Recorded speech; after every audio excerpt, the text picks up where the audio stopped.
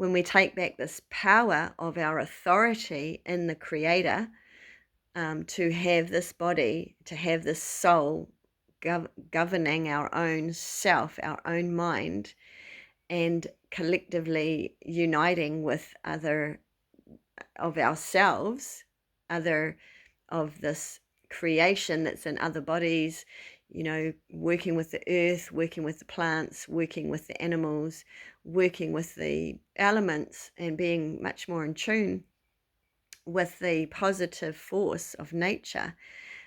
We can just rebuke and basically reject and expel this negativity, and they lose the power. They have no power over us. So I encourage you to right now or tonight when you go to bed to imagine truly the life that you want, and let it go infinitely vast and wide. Nobody's there telling you can't imagine that. That's not possible. Your highest and best imagination of the life that you want, because when you start projecting those dreams, and you start feeling, you start feeling the physical responses and reactions to those dreams, and they start flooding you with chemistry, then you're starting to feed them, and you're starting to materialize something that's unmanifest, and you're starting to create it, and you really do become the creator. And if you keep feeding it with your reaction of positive hormones and emotions and actual physical reactions in the body, it starts to anchor and become embodied. And then you might talk about it, you might draw about it, you might sing about it, you might start playing in it, and it's a nice space for you to retreat into. But when you start imagining, what would that be like in my life? What would that be like with other humans that are like that? What would it look like out in the world if this was true? And then you start really expanding that into the field. Others that are on a similar frequency are going to pick that up, and you're going to be creating, before you realize it, similar things, and they do start to manifest. And so this is what we've always done, and we've definitely been controlled into creating and manifesting for the negative team. And now it's time to remember back into the positive life force team, that we are not powerless, that we are so powerful. And that is why they have sought to control this beautiful human. And just play with it. Talk to your children, dream about, draw a picture, create what you want to look like doing your dream life, whether that's working or not working. Nobody in your imagination is telling you you're not allowed to dream this. You're not allowed to create this. You're not allowed to imagine this.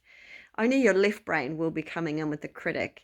And the left brain of the critic is not always your ego that's trying to keep you protected, but it's these programs.